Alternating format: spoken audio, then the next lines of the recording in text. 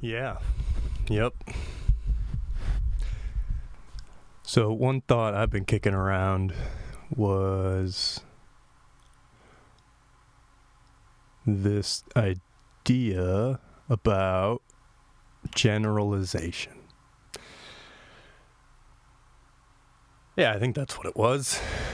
Everybody's a generalist, myself included. I don't know. It's interesting. You know, so okay, so what am I talking about? I'm talking about in younger folk. I would say generally when I refer to younger folk, I'm probably referring to people under the age of 45, I suppose. I know it sounds crazy, but I mean, honestly, the line blurs. Because I mean, obviously, the line between sort of generational cultures, I guess, is because that's what I'm ultimately trying to define here as, a subset of the population by age. And I'm saying a general thing about them, and that general thing very, existentially is, or metaphysically, I don't know, is that they're all generalists. Does this make sense, people? I think it makes sense. Just, so people under 45 are more, their focus is more broad, or you could say broader. And I think that is because of the internet. Ultimately, that's the thesis here. Because actually, I think that could maybe be defined even more specifically. It's because of computers. I mean, which then begot the internet, which begot Facebook. No, which begot MySpace, which begot Facebook, which begot us all. Let's be honest here. So we've begotten to become a... Okay, sorry. I'm going to just let that go. Picking back up on what I'm actually talking about. So people under 45 generalists because of the internet, and it makes sense in my head because sorry, I screwed up again. People under 45 generalists because of computers, and the fundamental reason is because of efficiency. I think computers have made everything more efficient, and because of that, everybody has more time than anybody else had. Like, the average person has more time, that to do things, even though we feel like we don't. In terms of like this is where I think we've just all forgotten as a society, or at least certainly young people. Like, I haven't forgotten. I never knew, but I just read about how more grunt work there was in everyday life. Like, just because the tasks that are now done by computers, the things that we could automate, humans don't have to do. So you cut a big chunk of that out of the life of the everyday worker who was doing that, and now they have more time for self-actualization, which is great. But it has its issues as well, right? And one of those could be mediocrity. Let's be honest. We just, you got more people are doing things. They're playing music, more people are writing, and it's all great, but you're going to get a lot of bad stuff in there. But that's where, the internet is helpful, because it almost is then just a selection hopefully for the best stuff. I guess it's not necessarily the best stuff. It's potentially well, I guess this is what we're seeing. It's the stuff that catches your attention, which doesn't necessarily mean it's good, in whatever the hell definition of good means here. So, without going into all of that, because that's a lot of stuff right there. I don't know, I just wanted to say this. I just wanted to say it. Because I think it's interesting to think about. Because I mean, it's like, honestly, because this is how I feel. It's like, I feel like I have so many things that I want to do, and there's so little time to do them. Because, we're not alive for that long, and then time sort of accelerates as you get older, which is terrifying. And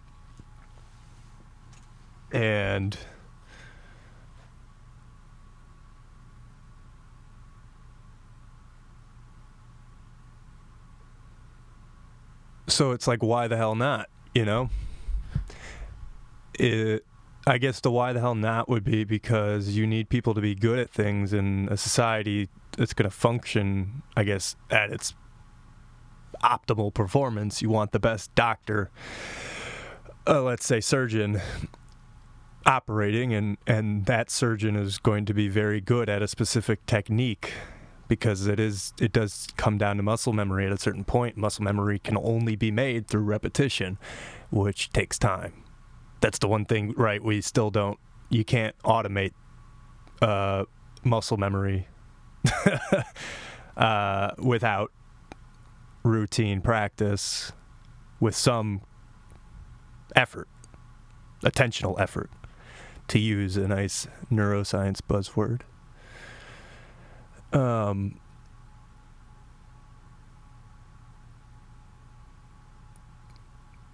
So I think this is kind of what everybody's wondering, is because, people can predict, but it's just time is going to tell whether in whatever 10, 20 years, when millennials and Gen X are in control of things. Increasingly, Gen X is and should be in control of, the coffers of society, if you want to think about it like that. They hold the keys, and then millennials will, and then Gen Z will, and off through the ages.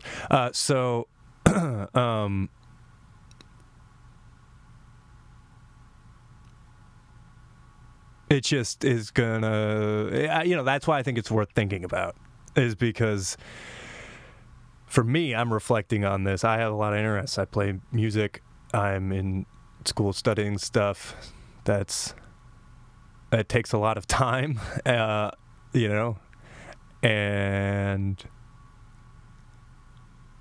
it's like, is it possible to be really good at multiple things? So here's where I think the interesting question comes in, why I brought up all that other stuff at the beginning. The traditional answer to that question is you need to specialize. If you want to be really good at something, you just have to do that thing. Generally, that thing, again, I'm taking the position that the only thing that you still sort of can't cheat is a mechanical motor operation, i.e. moving your arm. It's like muscle memory. Like, if you're going to be a good surgeon, that comes down to you being able to move, having intricate fine motor skills. I'm trying to say, what is the thing that's grounded in reality versus what aspect of whatever it is somebody's doing, what percentage of that is grounded in reality in a physical procedure versus what percentage of that is grounded in an abstract sort of, you just need to know certain things to be able to even do that procedure. And because, taking the surgeon, for example, there's just a lot of knowledge that they have to gain before they can just go in and do the procedure.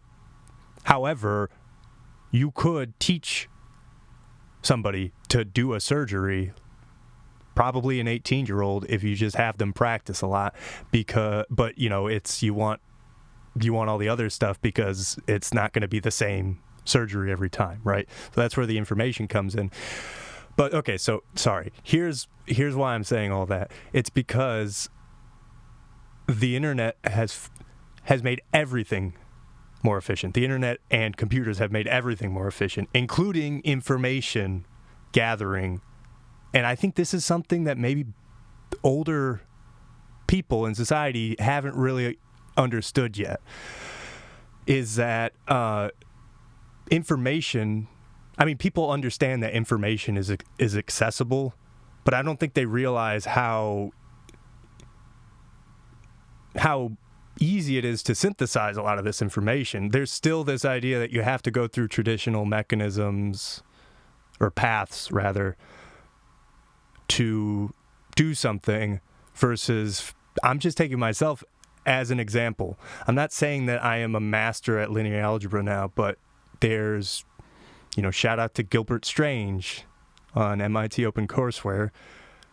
There's just endless amounts of information in that YouTube channel alone that I know I have gained a lot from and been tested in an academic setting to apply those principles. So I'm just saying that it's not like I was just watching them and then I just say, okay, now I understand linear algebra. I was tested in a more traditional setting. It's just I wasn't, they just let me take the class because they assumed I could learn it. And I, what I needed to, rather. And I did. And so that's the point, is I think people don't realize that you don't have to have the linear algebra class to learn the aspect of linear algebra that you need to apply it to whatever real world situation or job application you need to. And that's just the reality, is you can do that, and you can do that more easily than anybody's ever been able to do that before in life because of the internet, because you can look up a YouTube video and see somebody doing something very intricate, and that's essentially you're taking the first step towards apprenticeship. The only thing you're missing is that feedback where they watch you do something and tell you, how you did it wrong, or vice versa, you ask them questions, right? There's no interaction, but a lot of apprenticeship is just observation. And you can get that now in a way that you could never really get it before without leaving your house. And so this is what I'm saying is, I don't know if older people, maybe I'm just saying this, that they don't realize it because we're still sort of, I don't know if it's just because we like to cling on to traditions, or everybody's a little bit scared at the idea that I guess the idea is we don't, a lot of these pathways are in place because we need a way to sort of test that somebody's actually capable of doing something. So I guess that's the big thing that we still need to do, obviously, going forward with this new information openness thing, is we need to come up with systems that maybe are beyond just the degree, like if you have a bachelor's or whatever, to gauge whether somebody's actually qualified to be talking about what they're talking about. So anyway, I guess that's fundamentally why nothing's changed, but I'm just trying to bring this up because I think it is something that's going to, it surprises me that more conversations about reform of education aren't taking place. I'm not saying that they're not taking place, but I honestly think people are underestimating the curiosity of humans to just, I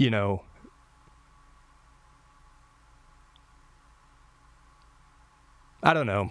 Okay, that's going into a whole nother thing. Because I'm a curious person. So, because what I'm getting at with all that is that there's just too much infantilization of our society in schools, the school system right now, because I'm very classic millennial in that I have a lot of years of school under my belt, and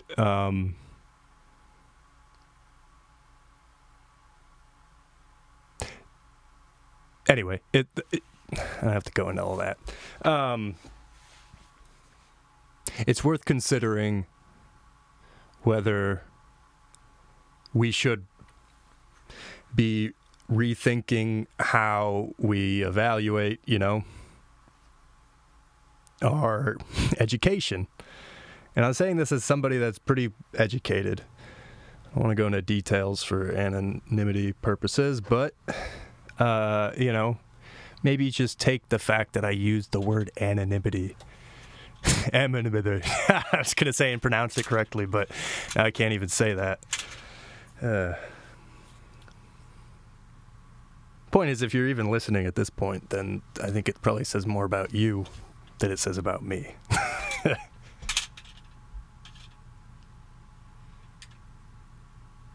Which is that you're an amazing person, and I appreciate it.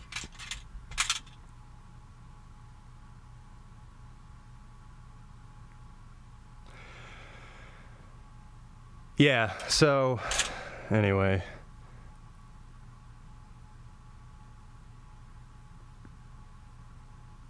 it's just interesting. I mean, honestly, maybe I just don't know, because I don't talk to people like 10 years younger than me. But I'm curious how they learn most of their stuff, because yeah, again, like I know that most of the stuff that I learn is not from, I learn the stuff that I need to from the internet, that I need,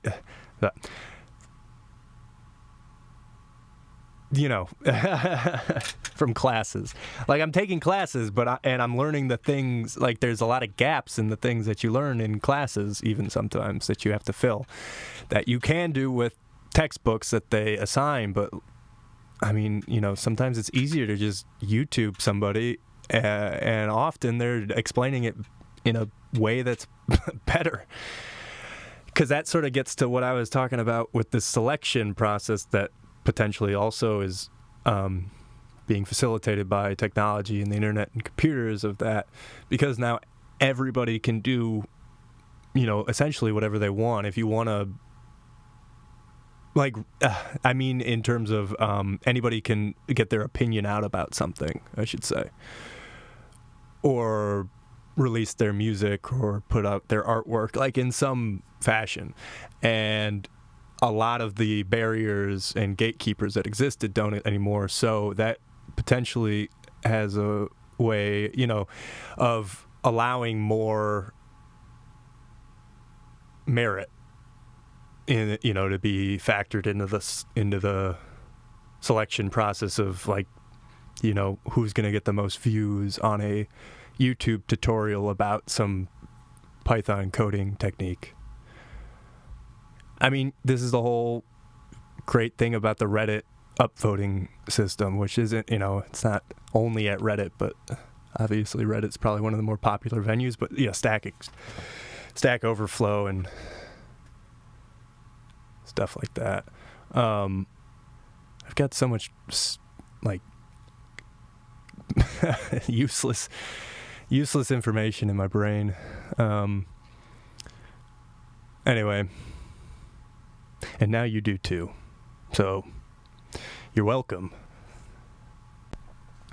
But what's the conclusion? The conclusion is there's a generalization of focus that I am observing in younger folks, and we'll say younger than 45. But honestly, again, I don't think it's exclusionary. I think it goes even higher than that. I think it's really with everybody. It's just it's hyper accelerated in younger folks because, we're in a position where we're supposed to be learning things But I guess I'm just saying this because I do see this in my parents to a degree. So I think there's a, I kind of dropped that little thing. There is a curiosity in human nature, and I think maybe the internet's finally allowing humans, the internet and computers are allowing humans, they're giving us time to actually pursue that. But it's a question of whether we're using that time to pursue it No, it's not a question of whether we're using that time to pursue it in an efficient way. Because again, it comes back to, it doesn't really matter. Nothing matters. It's really more about whether you're hurting anybody and whether you're happy, or you could even say joyful. And I guess I just don't feel like a lot of people in my generation are joyful. I don't know if I'm joyful, but I actually think I might be more joyful than most people. And I've been through some stuff. So anyway, I said that defensively. I've been through stuff. I've been through stuff. As my voice cracks, as I try to make it sound lower than it is. Because I want to sound like a man. I want to sound like a man.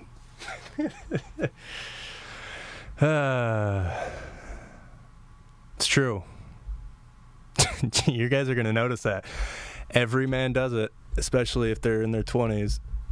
And they're going to be reaching into the lower registers of their voice.